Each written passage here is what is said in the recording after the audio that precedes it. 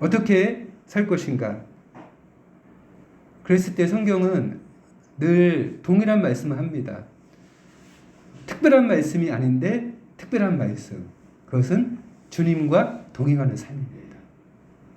그것은 가장 평범한 삶이지만 가장 특별한 삶이기도 합니다. 그것이 중요한 이유는 그것이 바로 영생의 삶이기 때문입니다. 창세기에 보면 이미 구약에서부터 이것을 우리에게 보여주는 한 사람이 등장을 합니다. 창세기 5장 21절 보면 무드셀라르 낳은 후 300년을 하나님과 동행하며 자녀를 낳은 사람이 있습니다. 누구입니까? 뒤에 바로 답이 나옵니다. 에녹이죠. 에녹이 하나님과 동행하더니 하나님이 그를 데려가심으로 세상에 있지 아니하였더라. 이 사람은 300년을 동행하고 근데 일찍 죽습니다. 몇 살에 죽었을까요? 1년에 며칠이죠? 365일. 이 사람 기가 막히게 365살을 살고 죽습니다. 죽는 게 아니라 하나님이 데려가십니다. 에녹은 신자가 이 땅에서 사는 현실에도 주님과 동행하는 것이 영생임을 우리에게 맛보기로 보여준 사람입니다. 세상에서 다른 사람보다는 짧게 살아요. 그 당시에 다른 사람들은 900년씩 살았거든요. 근데 중요한 것은 몇 년을 사느냐, 내가 90까지 사느냐, 80까지 사느냐가 중요한 게 아니라 성경은 에녹은 단명했어요. 365살 살았지만 다른 사람에 비해서 반 또는 3분의 1밖에 못 살았습니다. 근데 그가 중요한 것은 하나님과 동행하며 살았다는 것입니다. 그래서 단명했지만 그는 하나님과 동행하다가 결국엔 죽음을 보지 아니하고 하나님께서 데려가셨습니다. 그것을 성경은 우리에게 영생의 삶이라고 합니다. 이 땅에서 영생을 맛보게 하고 연습하다가 주님 앞에 가서 영원히 사는 것이죠. 올 한 해 우리는 이 영생의 삶, 주님과 동행하는 삶을 살기 위하여 나름대로 이제 계획을 짜고 준비를 하며 나아가야 합니다. 성경은 영생에 대해서 두 가지 측면을 말씀합니다. 관계적 측면과 시간적 측면. 관계란 말은 영생은 시간적으로만 영원히 죽지 않고 사는 것만 의지하지 않다는 것입니다. 그것은 사람과 관계하여 사람과 살면서 연합하여 사는 것. 왜? 연합은 사람의 힘으로 할 수 없기 때문에. 인간은 이기적이고 자기 욕심에 취해 삽니다. 손해보기 싫습니다. 계산적입니다. 희생하기 싫습니다. 헌신하기 어렵습니다. 이것을 가능하게 하시는 분이 하나님이신데 하나님은 부부가 연합하여 살면서 서로 연합하고 기다리고 참아주고 헌신하고 희생하면서 하나님만이 주시는 그 사랑의 능력과 힘을 우리가 이 땅에 살면서 베풀고 나타내 보이면서 하나님과 함께 사는 자가 나타나는 그 신의 성품을 보여주기를 원하십니다. 그 영생입니다.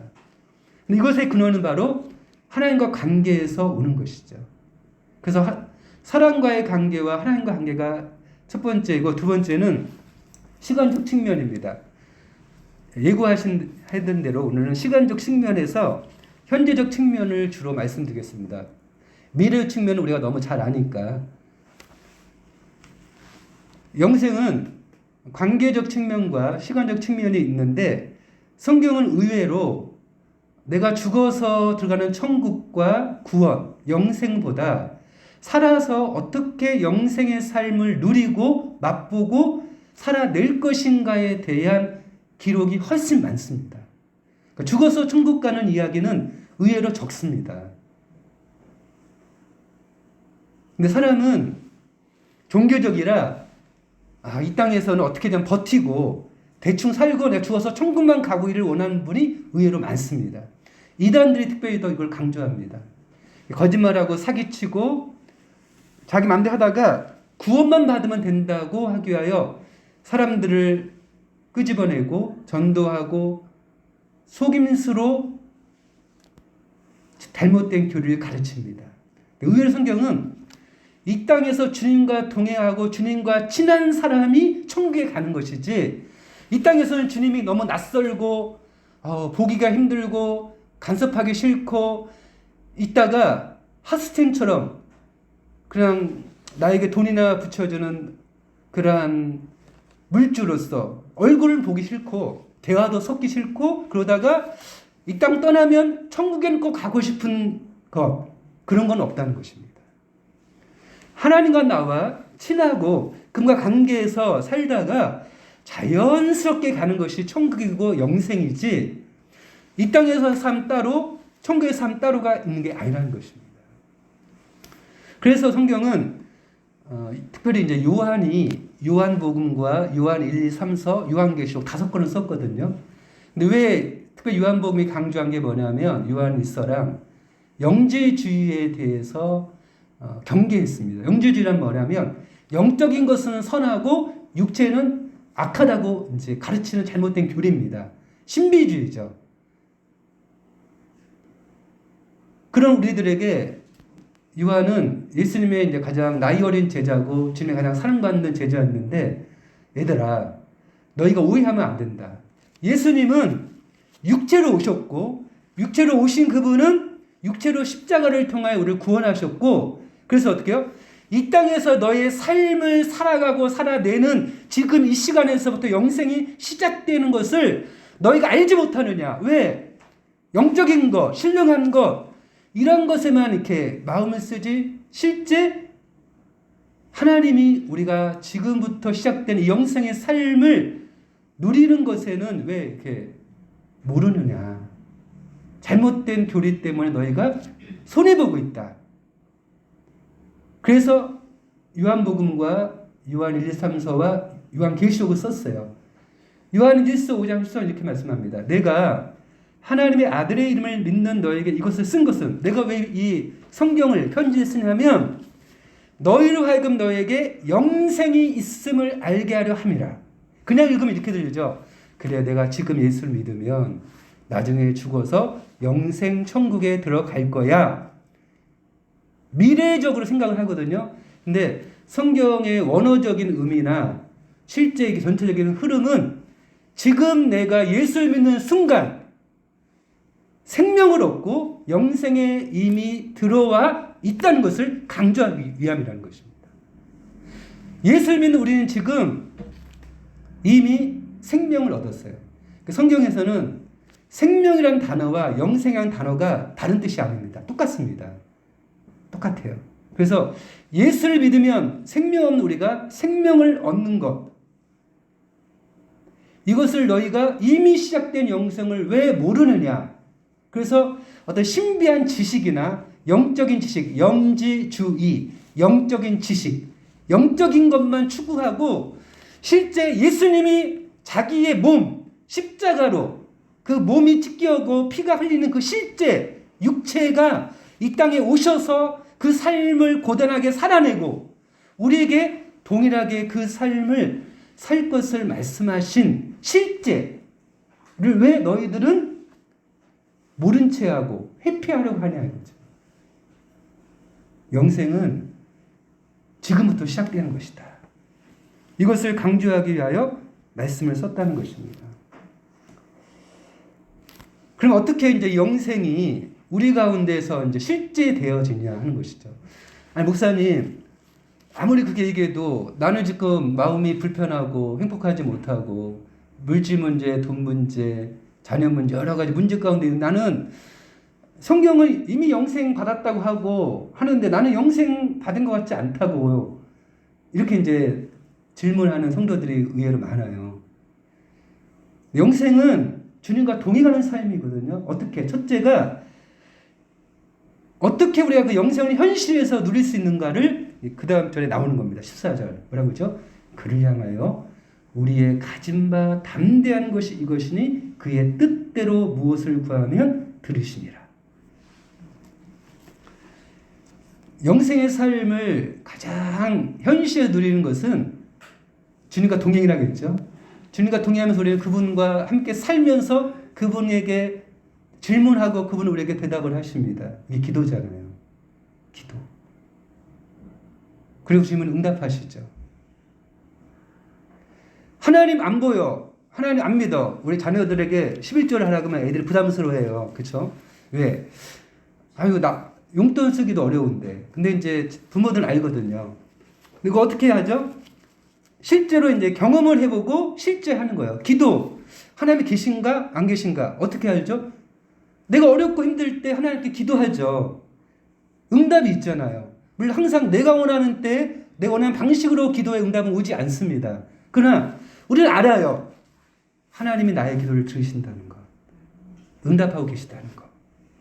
그래서 그분과 같이 사는 거예요. 집에서 엄마, 아빠, 엄마, 나 용돈 좀 줘. 엄마는 이번 책 사야 돼. 엄마 핸드폰 너무 오래돼서 요즘 고장나서 새로 사줘.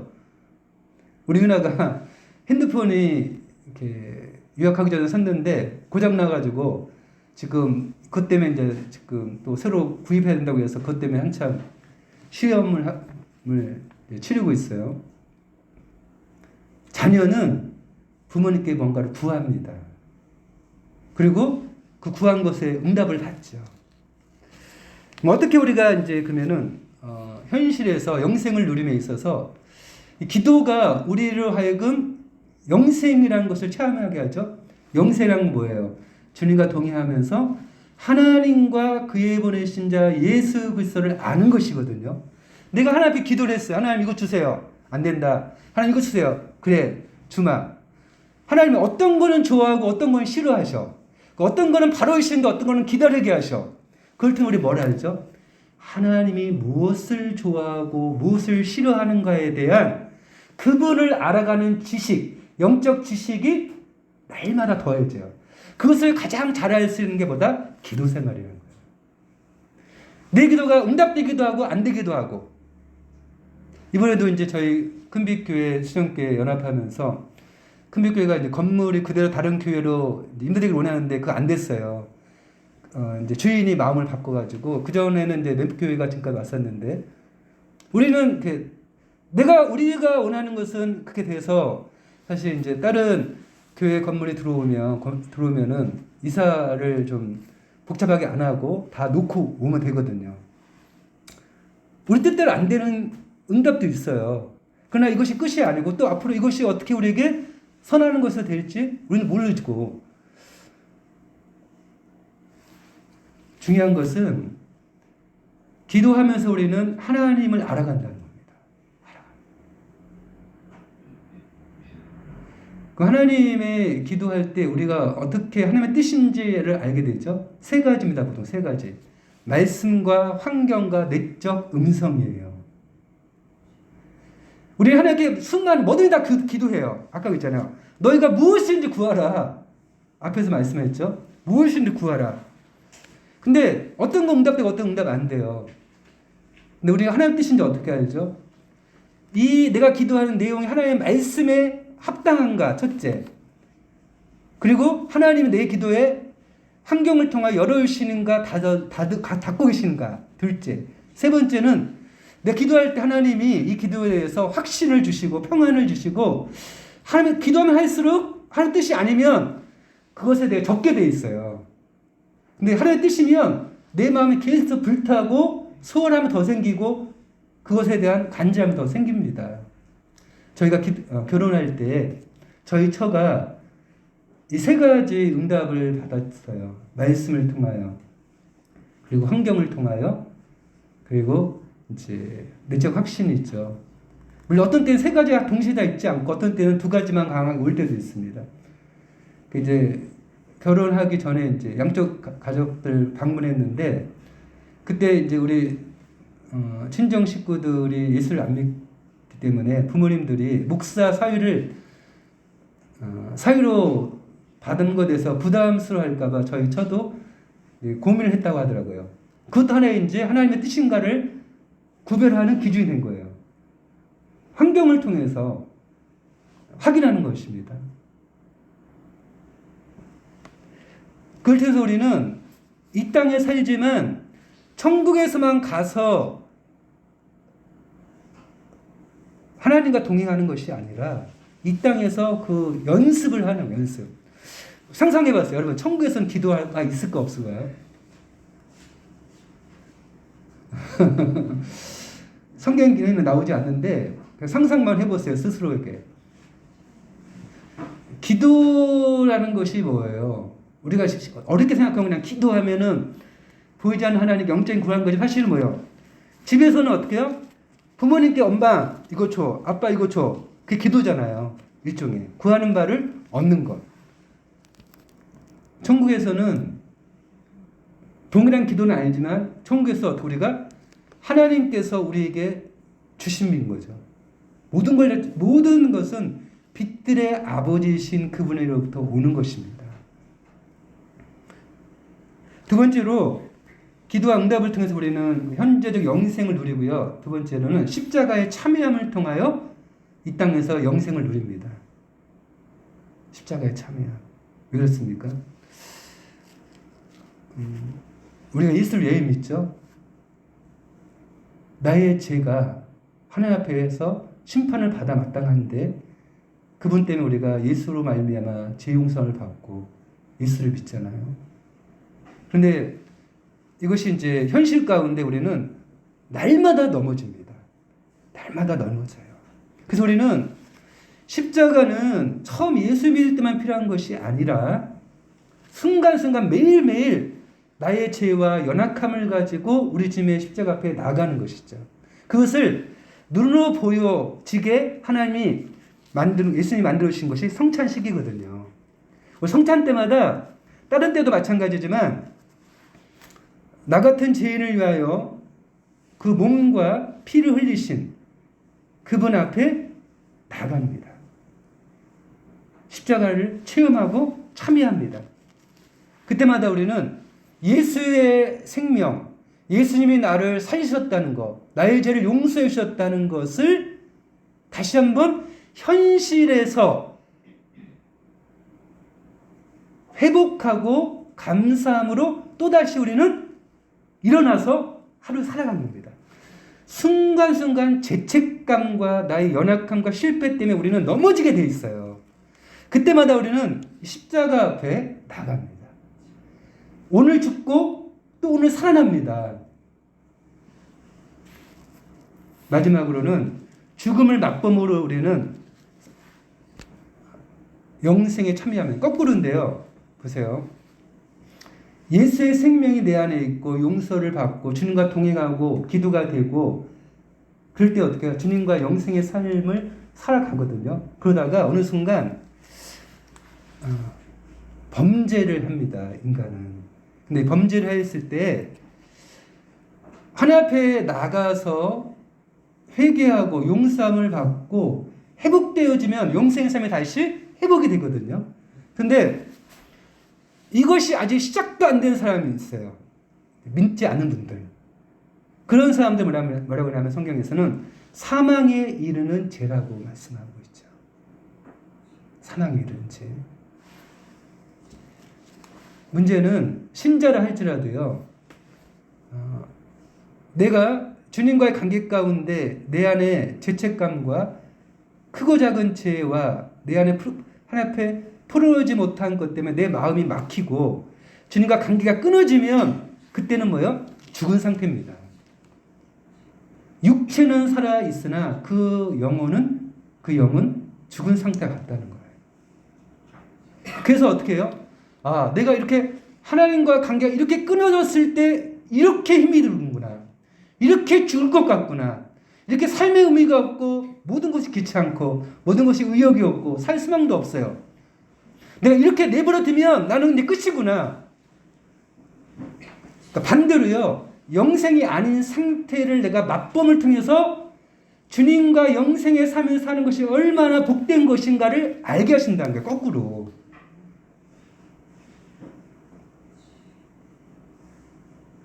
주님은 이 땅에서 주님과 함께 사는 자가 갖는 부유함과 주님과 살지 못하고 끊겨졌을 때 나의 비참함을 동시에 맛보게 하세요. 동시에.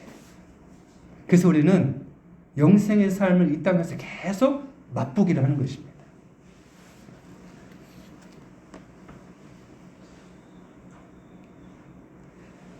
새해 우리는 이러한 주님과의 동행하는 삶을 통하여서 영생의 삶의 한 부분을 더 깊이 맛보기를 원합니다. 기도할 때 주님의 응답이 있습니다. 이걸 믿으실 거예요. 그러나 우리는 연약하기 때문에 또 회의가 들죠.